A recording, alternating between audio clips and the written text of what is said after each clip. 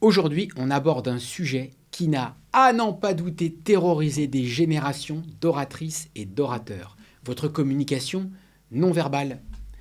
Vous savez ce que votre posture ou votre comportement dit de vous et que vous préfériez cacher, que vous êtes ému, que vous êtes gêné, que vous n'êtes pas sûr de vous. On a tous eu ce sentiment à un moment donné que notre corps ou notre gestuelle nous trahit. Alors ça tombe bien parce que aujourd'hui, on se dit tout pour maîtriser sa communication non verbale.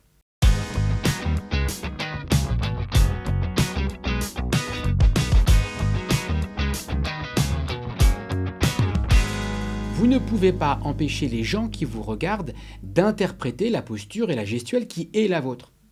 Là, par exemple, il est possible que depuis quelques secondes, vous soyez en train de vous demander pourquoi j'ai adopté une posture avec les bras croisés. Et on a tous cette interprétation qu'on a tous entendue quelque part d'une gestuelle qui est fermée, alors qu'à l'oral, on devrait avoir une posture ouverte. Je passe les surinterprétations de la PNL qui nécessiteront une vidéo à part entière. En revanche, le fait que je sois fermé est une interprétation qui n'engage que vous. Ça se trouve, j'ai froid. Ça se trouve, le sujet est particulièrement sensible pour moi et j'ai besoin d'être dans une posture de confort pour pouvoir m'adresser pleinement et sereinement auprès de vous. Si vous ne pouvez pas empêcher les gens qui vous écoutent d'interpréter votre posture, vous pouvez, vous, travailler en permanence à avoir une gestuelle pleinement sincère et engagée. Et c'est sur ce chemin que je vous propose d'avancer.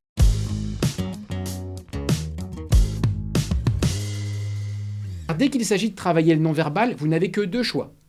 Soit construire un personnage public et une posture codifiée, où vous aurez le sentiment de ne pas prendre de risques, mais où du coup vous n'impacterez jamais beaucoup, soit au contraire, vous vous mettez sur une voie où vous laissez votre non-verbal s'exprimer pleinement. Ça veut dire appliquer un conseil simple que j'adore partager à chaque formation leadership. Foutez la paix à votre non-verbal. Et c'est ce qu'on va apprendre à faire maintenant.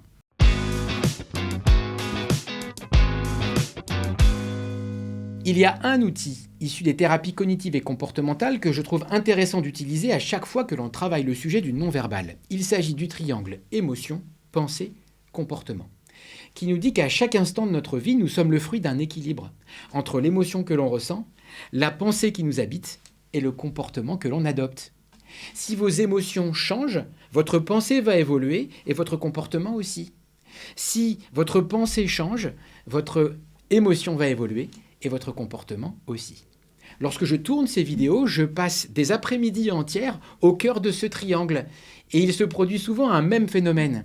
Quand je commence les enregistrements, je suis pleinement concentré sur mon propos et sur l'impact que je veux avoir auprès de vous quand je vous le partage. Ce qui fait que je peux laisser ma gestuelle libre.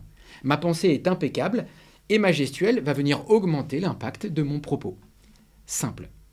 En revanche, plus le tournage avance, plus la fatigue arrive. Et en fin de tournage, mon objectif change un petit peu. Je ne suis plus tant que ça concentré sur mon propos et sur l'impact que je veux avoir auprès de vous. J'ai surtout un espoir, c'est d'arriver au bout pour que ce tournage soit terminé. Ce qui fait que petit à petit, comme ma pensée se brouille, mon comportement se pollue. Ma gestuelle est plus resserrée, mes mimiques sont plus tendues, ma voix est souvent plus forte, je parle plus rapidement. Et c'est là où je comprends qu'il est temps de faire une pause, de me reconcentrer sur ce que je pense vraiment et sur l'impact que je veux avoir auprès de vous, afin de laisser ma gestuelle s'exprimer librement. Gardez bien ça en tête. Si votre pensée se brouille, votre comportement se pollue, travaillez une pensée impeccable, ce que vous voulez dire, l'intention qui est la vôtre et ce que vous voulez provoquer en le disant.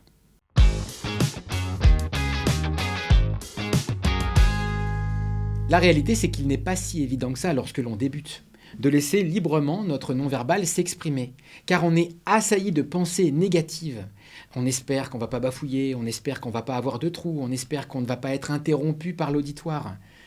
Bref, il peut être intéressant, temporairement, de créer une posture sécurisante, une posture dans laquelle vous vous sentez confortablement installé et vous savez que votre non-verbal ne trahira rien de ce que vous pensez. Et cette posture sera l'occasion pour vous de vous poser un instant et de vous reconcentrer sur votre propos et sur ce que vous voulez provoquer en le disant. Et vous verrez qu'avec l'expérience, vous resterez de moins en moins longtemps dans cette posture, voire que vous pourrez définitivement l'abandonner. En conclusion, vous avez maintenant toutes les bases pour apprendre à foutre la paix à votre communication non verbale. Laissez librement s'exprimer votre comportement et votre posture pour augmenter l'impact de votre pensée sans y penser. Si vous aussi, parfois, vous avez été gêné par votre communication non verbale, allez, mettez-le dans les commentaires. Cliquez sur le pouce pour nous soutenir et cliquez sur la cloche pour ne pas rater la prochaine vidéo où on se dit tout pour prendre la parole en pleine confiance.